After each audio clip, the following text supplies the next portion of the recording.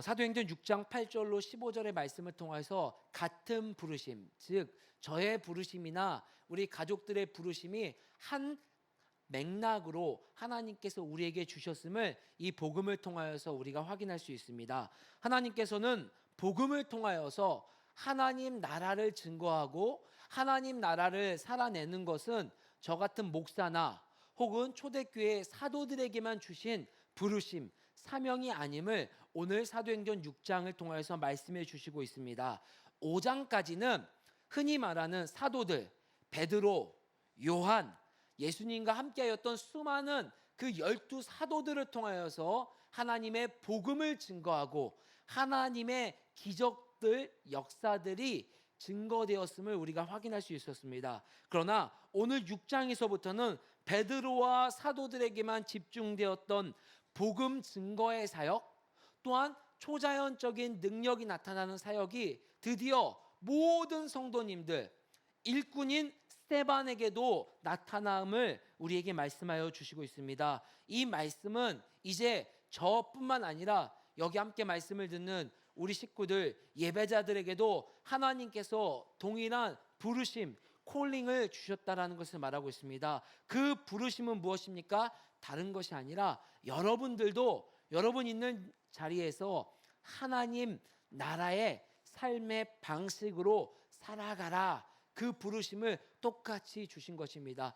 이 목사님, 이 말씀은 이 목사님에게만 주신 말씀이야. 이 말씀은 하나님 나라로 살아가는 것은 직장에서 너무나도 힘듭니다. 직장에서 제가 이 말씀대로 살아갈 수 없고 교회 안에서만 말씀을 맡은 목사님에게만 이 본문이 해당되는 것입니다 라고 한국교회 많은 분들은 생각하고 살아왔습니다. 하지만 성경은 우리에게 말하고 있습니다. 남녀노소를 불문하고 모든 복음, 모든 하나님의 나라의 삶의 방식은 동일하게 우리에게 주셨음을 말씀해 주시고 있습니다. 하나님 나라의 삶의 방식을 저와 우리들에게 말씀해 주시고 있는데, 특별히 사도행전 7장 말씀을 통하여서 아브라함과 요셉, 더 나아가 모세, 다윗, 예수님을 통하여서 우리에게 말씀해 주시는 것은 하나님 나라의 삶의 방식은 이렇게 살아갔다라고 스데반이 우리에게 설교해 주시고 있는 것입니다. 세상의 삶의 방식을 거부하고 조금은 다른. 그래서 그리스도인들은요, 여러분, 우리가 편한 곳으로 살아가는 것이 아닙니다. 편한 곳으로 나아가는 것이 아닙니다. 내가 그리스도인이 됐다라면은, 내가 하나님의 자녀가 되었다라면은 일반 세상의 사람들과는 조금 다르게 불편함 속으로 들어가셔야 됩니다. 불편함을 감수하셔야지 됩니다. 왜냐하면 하나님께서는 우리에게 하나님 나라의 삶의 방식은 이렇게 불편함을 감수하는 삶의 방식임을 말씀해 주시고 있기 때문입니다. 여러분, 우리가 잘 알고 있는 아브라함을 한번 볼까요? 아브라함은 창세기 13장에서 조카 롯과 아브라함의 삶의 방식을 통하여서 하나님 나라는 이렇게 살아가는 것을 우리에게 명확하게 보여주시고 있습니다. 그래서 스데반이 우리에게 아브라함을 통하여서 말씀해 주시고 있는 것입니다. 우리 창세기 13장 8절로 9절 말씀을 한번 찾아볼까요?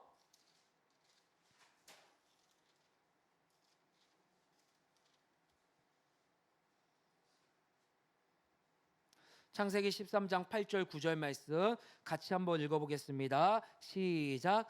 아브라함이 롯에게 이르되 우리는 한 친족이라 나나 너나 내 목자나 네 목자나 서로 다투게 하지 말자. 내 앞에 온 땅이 있지 아니하냐. 나를 떠나가라. 내가 좌하면 나는 우하고 내가 우하면 나는 좌하리라. 아멘. 분명 아브라함과 조카 롯, 분명 권위는 아브라함에게 더 많은 권위가 있었습니다. 땅을 선택할 수 있는 선택권도 아브라함에게 먼저 있었습니다. 그 아브라함과 조카 롯의 가족들, 또 그 가족들에게 포함된 식솔들이 이제 땅이 너무나도 좁게 된 거예요. 땅이 너무나도 좁아가지고 그 식솔들이 서로 싸우기 시작한 거예요. 야, 이 땅에 우리 양이 먼저 와서 풀을 뜯어야 되는데 너네 이 양을 데려오면 우리 양이 먹을 풀이 적지 않느냐. 그러니까 너 가 하면서 서로 싸우고 있는 모습을 아브라함이 지켜보고 조카 롯에게 말을 하는 것입니다. 우리가 지금껏 하나님의 은혜로 한 지역 가운데서 같이 살았는데 이제는 같이 살 것 같지 못하구나. 이제 우리가 서로 분립해서 독립한 삶을 살아야겠구나라고 말을 하는 거예요. 그때 일반 세상의 방식은 어떻겠습니까? 내가 권위가 있다면, 내가 능력이 있다면 아마도 내가 기름진 땅을 먼저 선택했을 것입니다. 아마 부모님께서 유산을 물려주신다고 했을 때 세상 사람들은 이 유산을 가지고 싸울 것입니다. 내가 첫째 아들이니까 더 많은 유산을 가져야지 돼. 내가 그동안 부모님을 모시고 공양했으니까 내가 더 많은 재산을 가져야지 돼 라고 말을 할 때 아마도 작은 동생들, 아마도 다른 친척들은 그 부분에 대해서 반대하고, 아니 형님 그러면 안 돼요, 아니 오빠 그러면 안 돼요, 왜 내가 더 많은 것을 가져야 되죠, 나도 그런 권리가 있습니다라고 서로 싸울 수 있는 것이 이 세상의 방식입니다. 하지만 오늘 아브라함은 전혀 다른 삶의 방식, 즉 저와 우리 식구들에게 보여주신 하나님 나라의 삶의 방식을 보여주고 있습니다. 그것은 다름이 아니라 조카 롯에게 먼저 양보합니다. 너가 가고 싶은 기름진 땅이건 아니면 그곳이 넓은 땅이건 너가 가고 싶은 곳을 먼저 선택해라. 그러면 너가 그 가는 곳 반대의 곳을 내가 선택하겠다. 너가 우하면 내가 좌할 것이고 너가 좌하면 내가 우할 것이다. 여러분, 그것이 하나님 나라의 방식입니다. 더 나아가서 요셉을 통하여서도 말씀하고 있습니다. 오늘 제가 여러분들에게 말하고 있는 아브라함과 요셉은 사도행전 7장에서 스데반이 설교한 내용의 인물들입니다. 요셉 역시도 세상의 삶의 방식, 세상의 질서를 따르고 있지 않습니다. 창세기 45장 5절 말씀을 한번 함께 읽어볼까요? 창세기 45장 5절의 말씀입니다.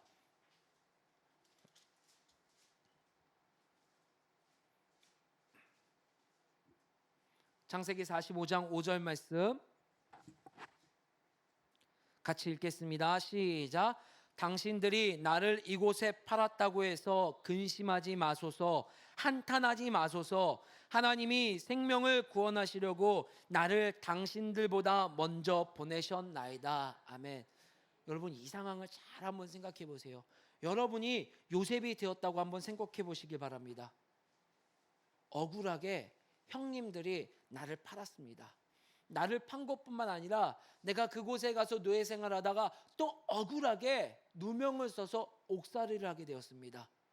그 억울하게 옥살이를 하는 가운데 하나님 보시기에 합당한 자로 세워져 나아가다가 이 요셉이 하나님께서 세워주셔서 국무총리가 되어서 이제 나를 억울하게 했던 자들, 나에게 피해를 주었던 자들에게 충분히 복수할 수 있고 충분히 되갚아 줄 수 있는 상황이었습니다. 그 상황을 너무나도 억울하게 볼 수도 있는 상황이었음에도 불구하고 요셉은 어떻게 보고 있습니까? 당신들이 나를 이곳에 팔았다고 해서 근심하지 마소서. 이것은 무엇입니까? 당신들이 나를 억압하고 나를 팔아서 나를 이 가운데서 국무총리로 세우는 이 모든 과정 가운데 당신들이 영향력을 세우고 당신들이 어떠한 힘을 발휘했다라고 생각하지 마소서. 이 모든 것은 하나님이 하셨음을 고백하고 있는 것입니다. 비록 상황은 너무나도 억울하고 비록 이 상황은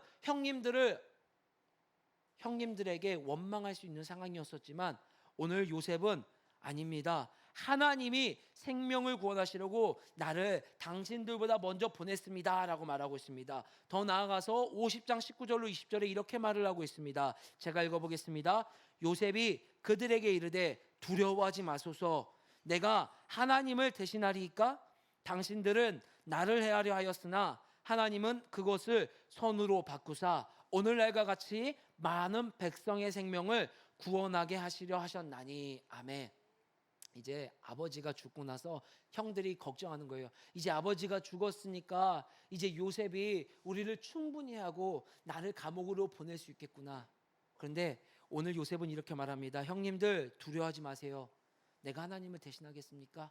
형님들의 사고방식과 형님들이 바라보는 질서 가운데서는 충분히 복수하고 충분히 원망할 수 있지만 오늘 나는 하나님께서 나를 부르신 부르심을 너무나도 잘 알고 있기 때문에 그들과 똑같은 삶의 방식이 아닌 하나님의 삶의 방식으로 당신들은 나를 헤아렸으나 나는 그것을 헤함이 아니라 오히려 하나님의 사랑이 드러나는 사건으로 보겠습니다 라고 고백하는 것입니다.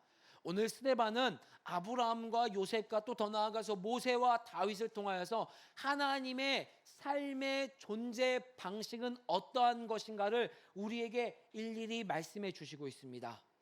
더 나아가서 그 하나님의 삶의 방식대로 살아가는 것은 저 같은 목사나 장로나 권사나 집사나 어떠한 특별한 직분에 있는 사람들만 하나님의 삶의 방식으로 살아가는 것이 아니라 이제 오늘 본문에서 나오고 있는 스데반과 같이 또 빌립이라는 일꾼을 통하여서 저 이방 내시인 에디오피아 내시에게 복음을 전하게 하시고 또 더 나아가서 사람들 같이 여기지도 않는 개 같은 사람으로 여기는 사마리아인들에게 복음을 전하는 그 중요한 일꾼으로 빌립을 사용하신 모습을 통하여 오늘 저와 우리 가족들에게도 동일한 부르심, 하나님의 삶의 방식으로 살아가라고 저와 우리 가족들에게 말씀해 주시고 있는 것입니다.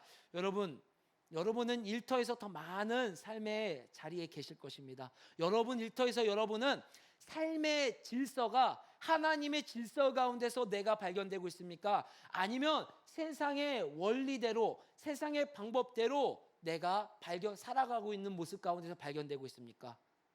롯과 같이 살아간다면, 요셉의 형들 같이 살아간다면 그 부르심에 우리가 반응하지 못하고 있는 것입니다.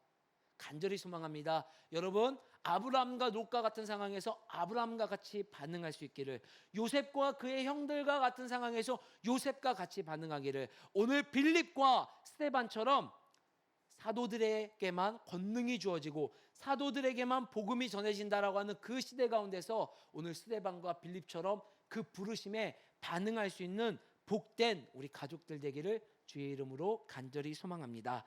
제가 말은 이렇게 했지만 참 어렵습니다. 여러분, 제가 분당 서울대학병원에서 일을 할 때 가장 어려웠었던 것 중에 하나가 회식 자리에서 제 그리스도인의 양심을 조금 거슬리는 행동들을 반대하고 그리스도인의 양심을 가지고 제가 그리스도인다운 삶을 지키는 것이 너무나도 어려웠었습니다. 그 대표적인 예가 술이었었습니다. 술. 높은 과장님께서 저에게 술 한잔 먹으라고 했을 때 제가 그 자리에서 두 가지 고민을 했습니다. 내가 이 과장님이 주는 술을 받지 않으면은 내가 이후에 내가 이 직원으로서 일을 하는데 조금 손해를 보지 않을까? 두 번째로는 내가 이 술을 받지 않으면은 이 회식 분위기가 망가지지 않을까? 나 때문에 이 회식 분위기가 망가지지 않을까라는 수많은 고민들을 하고 있었습니다. 정말 쉽지 않더라고요. 제가 그때 신학생이었음에도 불구하고 이거 그냥 눈 한번 꾹 감고 마실까? 그런데 제가 그 가운데서 단호하게 결단을 할 수 있었던 요인 중에 하나는 무엇이었냐면 아마도 제 삶 가운데서 하나님의 임재와 하나님의 권능을 사모하는 마음이 있지 않았을까라는 생각을 조심스럽게 합니다. 제가 그 가운데 일하는 가운데서 믿음을 잃지 않기 위해서 매일 점심마다 꾸역꾸역 기도하는 자리에 나가서 기도를 하고 또 매일 그 자리에서 손해를 보는 자리에 그래도 10번 중에 2번, 3번은 더 가려고 했었던 그러한 모습들이 제 가운데서 있었기 때문에 그 자리에서 하나님 나라의 삶의 방식을 사수하지 않았을까라는 생각을 조심스럽게 합니다. 오늘 스데반이 하나님 나라의 그 삶의 방식 또 그의 부르심을 사수할 수 있었던 것은 오늘 본문에서 우리에게 명확하게 말씀하고 있습니다. 우리 6장 8절 말씀을 함께 읽어볼까요?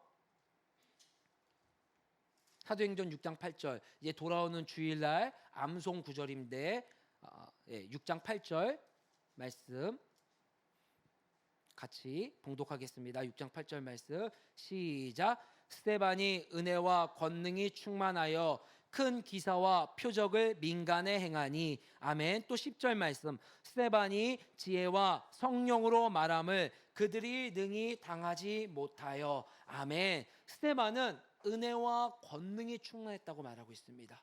스데반은 지혜와 성령으로 말했다고 말하고 있습니다. 더 나아가서 3절에서도 스데반은 성령과 지혜가 충만했다고 말하고 있습니다. 5절에서도 믿음과 성령이 충만했다라고 말하고 있습니다. 이 말은 무엇입니까? 8절 말씀을 통해서 스데반이 그의 부르심대로 그의 삶의 자리에서 하나님 라이프 스타일을 살 수 있었던 것은 그의 삶의 자리에 은혜와 권능이 충만했기 때문입니다. 여러분, 은혜가 충만했다는 것은 무슨 뜻입니까? 사도행전 4장 33절에서 같은 맥락으로 우리에게 말하고 있습니다. 은혜를 받았다라고 말하고 있는 것입니다. 은혜를 받고 나서 그 은혜를 다 쏟아버린 것이 아니라 은혜를 받은 그 마음을 유지하고 흘러 넘치는 상태로 내 자신을 누리고 내 자신을 그 자리로 내세웠다라는 것입니다. 여러분, 우리가 신앙생활 하다 보면 내가 은혜 받았어, 오늘 말씀 가운데 은혜 받았습니다, 예배 가운데 은혜 받았습니다 라고 말을 할 때 은혜 받았다라는 것이 무슨 뜻입니까? 바로 하나님께서 나를 돌보아 주신다는 그 돌보심이 내 가운데, 내 인생 가운데서 누려지고 있다는 것입니다. 여러분이 지금 믿건 믿지 않건 성령님께서 우리 가족들 가운데 함께 계십니다. 성령님께서 여러분의 인생 가운데서 여러분의 인생을 주장하고 계십니다. 특별히 믿음이가 입으로 예수님을 믿습니다, 믿지 않습니다라 지금 말하지 못하죠. 말하지 못하고 있지만 저는 믿습니다. 지금 성령님께서 믿음이를 보호하고 인도하고 계시다라는 것을. 그런데 저는 그 은혜를, 믿음이를 은혜로 돌봐 주시고 있다는 것을 믿고 있는데 우리 사랑하는 동생 재성이는 그것을 믿음으로 여기지 못할 수도 있습니다. 그것을 믿음이가 하나님께서 믿음이를 돌보아 주시고 있지 않다라고 여길 수도 있습니다. 오늘 은혜를 받았다라는 것은 그것입니다. 하나님께서 우리와 우리 가족들에게 하나님이 돌보아 주시고 있는데, 하나님께서 지켜주고 계시는데 그 돌보아 주신가 지켜주시는 것을 내가 인식하고 있냐, 인식하고 있지 않느냐, 은혜를 은혜로 여기고 있느냐, 여기고 있지 않느냐라는 것입니다. 오늘 스데반의 인생 가운데 하나님께서 개입하여 주신 그 사건들을 은혜로 여기고, 하나님께서 세상 사람들은 너 그거 은혜 아니야, 네가 열심히 일해서 그런 거야, 네가 똑똑해서 그런 거야, 네가 좋은 사람 만나서 그런 거야 라고 말을 할 때 아니야, 나에게는 하나님께서 개입하여 주시고 하나님께서 돌보아 주시는 것이야 라고 고백할 때, 하나님과 동행할 때, 하나님과 함께 걸어갈 때, 오늘 스데반은 성령님과 함께하는 인생, 하나님의 삶의 방식을 주장하고 고수할 수 있었던 인생을 살 수 있던 것입니다. 사도행전 7장 5절에서도 동일하게 말씀하고 있습니다. 7장 51절에 제가 읽어보겠습니다. 목이 곧고 마음과 귀에 할례를 받지 못한 사람들아, 너희도 너희 조상과 같이 항상 성령을 거스르는 도다. 아멘.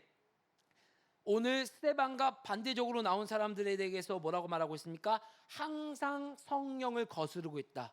이에 비교하여서 오늘 스데반의 인생은 무엇입니까? 항상 성령을 따르고 있는 삶을 우리에게 말씀하고 있습니다. 항상 성령을 따르는 삶의 표지가 무엇입니까? 내 인생 가운데 은혜와 성령이 충만한 삶. 그것이 무엇입니까? 내 인생 가운데 사소한 것이지만 하나님을 인정하는 것입니다.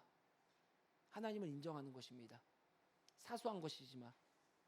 여러분, 오늘 아침에 눈을 뜨셨을 때 숨을 쉬고 있음을 내가 걸어서 하나님 앞에 나옴을 감사드렸습니까? 제가 요새 감사거리가 하나 늘었습니다. 무엇이냐면 이 감사를 약간 잊고 살았었습니다. 근데 얼마 전에 갑자기 문득 몸이 피곤하다 보니까 이가 갑자기 아프기 시작한 거예요. 오랜만에 느낀 거예요. 욱신욱신하고 뭔가 음식을 씹을 수 없을 정도의 고통이 다가오더라고요. 순간 덜컹하더라고요. 이거 좀 돈 나가게 생겼네. 이거 이가 아픈 게 이렇게 힘든 거구나. 이가 아프니까 신경이 곤두서 있고 날카로워지게 되더라고요.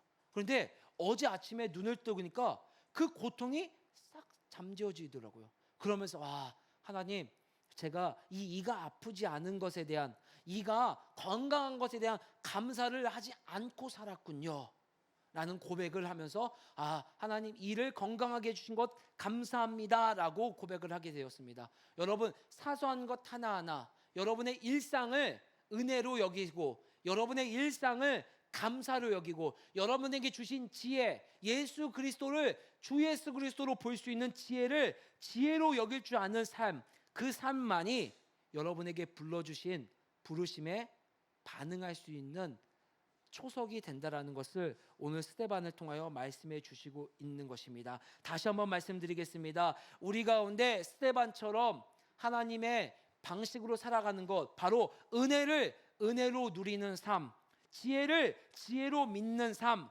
성령님을 내 주변 가운데서 항상 발견하고 인식하는 그 삶, 그 삶이 바로 우리에게 하나님의 나라를 살아갈 수 있는 삶으로 살아갈 수 있게 하는 첫 단추, 초석이라는 것을 오늘 스데반을 통해서 말씀해 주시고 있는 것입니다. 그러면 여기서 제가 질문 하나 할 수 있다라고 생각이 듭니다. 왜 우리가 이런 사역의 부르심에 대한 확인, 내가 왜 꼭 굳이 이렇게 살아가야 됩니까? 저는 이 세상에서 세상의 방식대로 살아가고 싶습니다. 이 세상에서 하나님의 방식 손해보면서 살기 싫습니다. 나도 투자해서 영리를 추구하고 싶습니다. 나도 불법을 감행해서라도 내가 성공한 삶을 살고 싶습니다.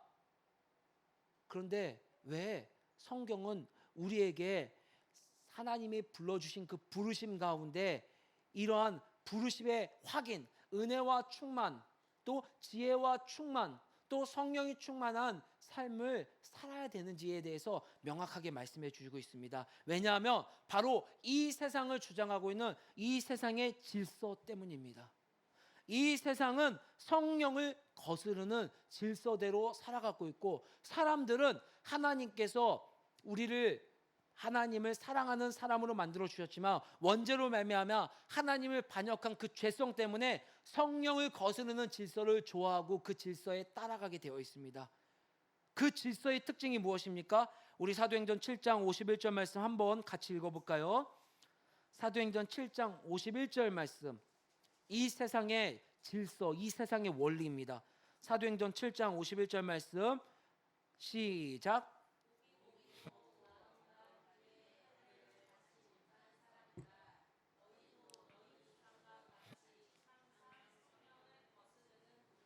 아멘. 첫 번째, 이 세상의 질서는 바로 목이 곧은 모습입니다. 여러분, 목이 곧다라는 원어적인 의미는 수종을 들거나 순복하기를 거부한다라는 의미입니다. 그것을 의역해서 성경에서는 목이 곧다, 목이 단단하다라고 표현하고 있는 것입니다. 다시 한번 말씀드리겠습니다. 수종을 들거나 순복하기를 거부하는 그 의미로 목이 단단하다, 목이 곧다라고 표현을 하고 있습니다. 그런데 이 목이 곧다라는 이 표현은 성경에서 유일하게 금송아지 사건이 나올 때만 언급하고 금송아지 사건이 나올 때만 말씀해 주시고 있습니다. 여러분, 출애굽기 32장 9절에서 금송아지 사건을 통하여 이렇게 말하고 있습니다. 여호와께서 또 모세에게 이르시되 내가 이 백성을 보니 목이 뻣뻣한 백성이로다. 목이 곧은, 목이 단단한 백성이로다. 아멘. 여러분, 이 황금 송아지 사건이 무엇입니까? 하나님의 말씀 가운데 순종하지 못한 것입니다. 하나님 말고 이 세상의 신 같은, 이 세상에 권력을 주는 그 신 같은 분이 우리 하나님이었으면 좋겠다라고 여기면서 모세를 기다리지 못하고 하나님을 순종하지 못하는 그 상황 가운데, 하나님을 전적으로 믿지 못하는 상황 가운데 이스라엘 백성들에게 하나님은 이렇게 말했습니다. 목이 뻣뻣하다, 목이 곧다.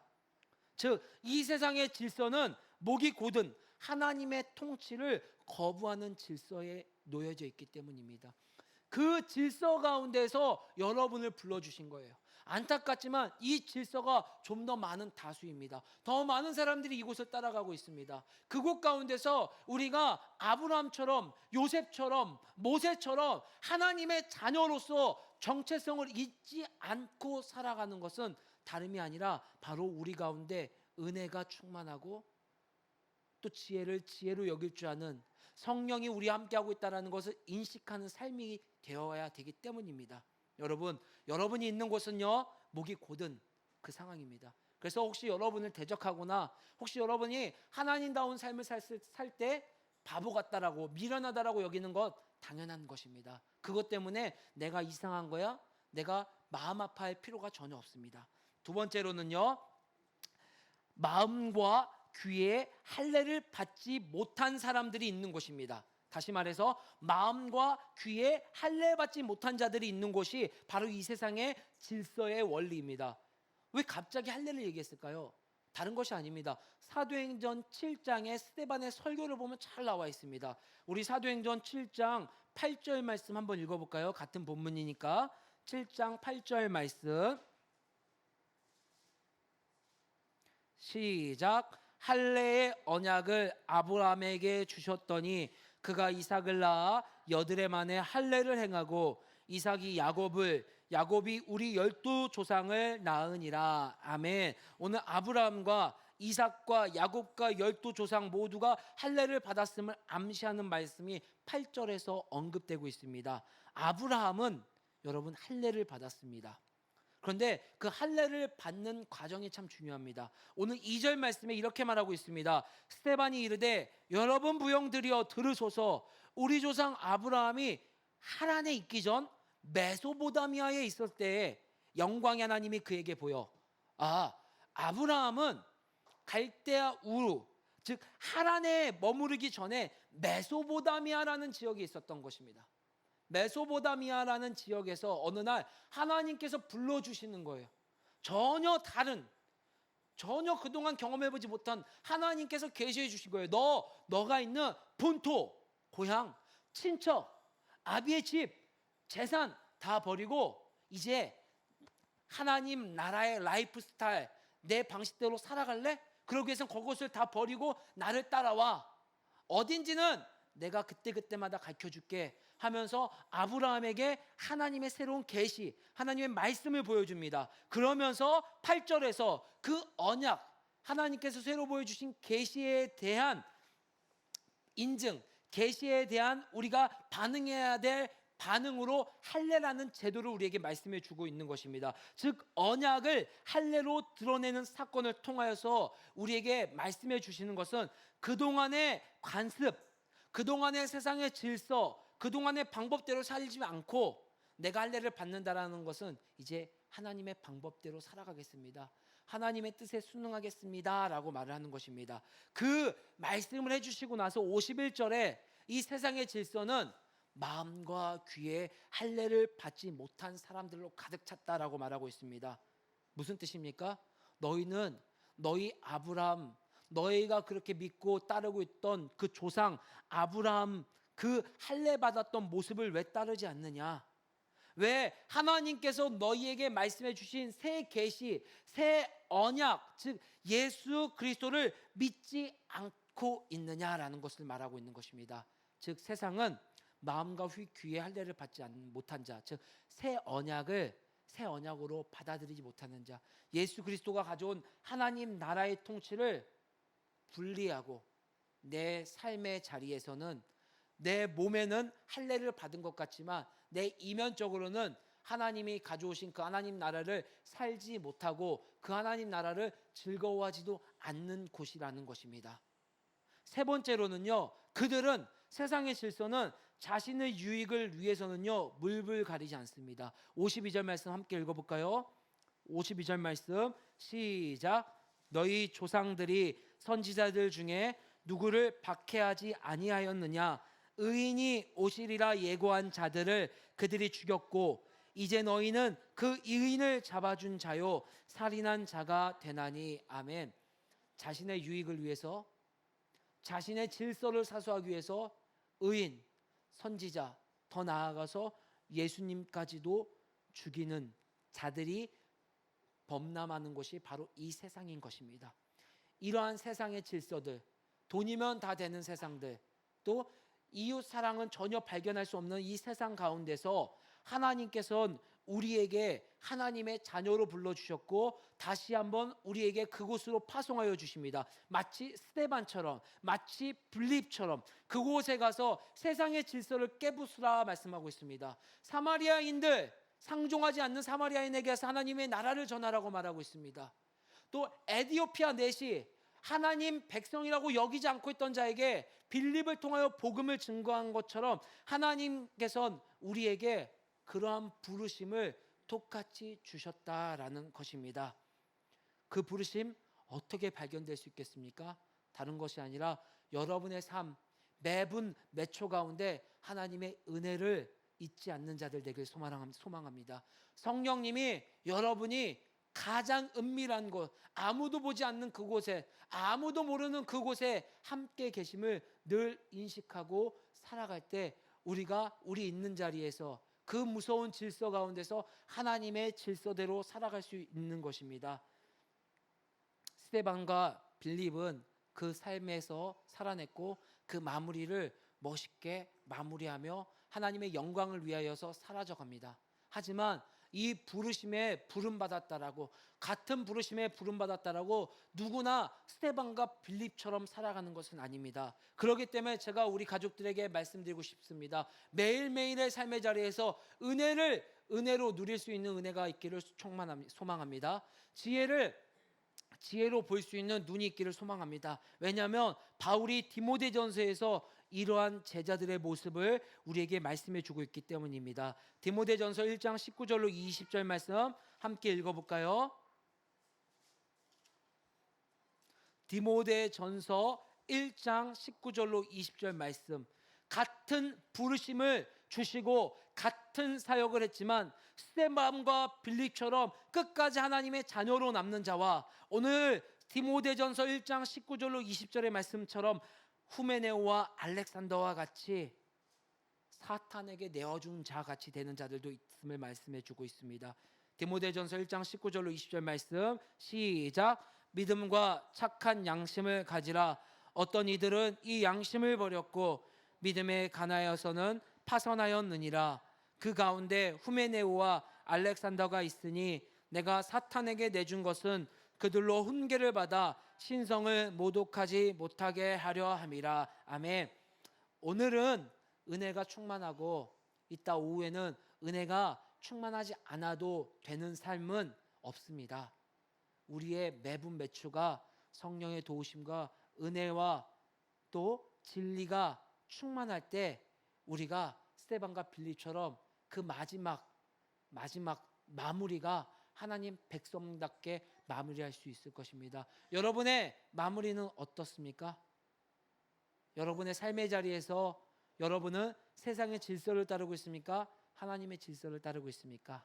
하나님의 질서 가운데서 매일 매분 매초가 발견되어질 수 있는 또 한 명의 스데반, 또 한 명의 빌립이 되는 귀한 예배자들 되기를 주의 이름으로 간절히 소망합니다.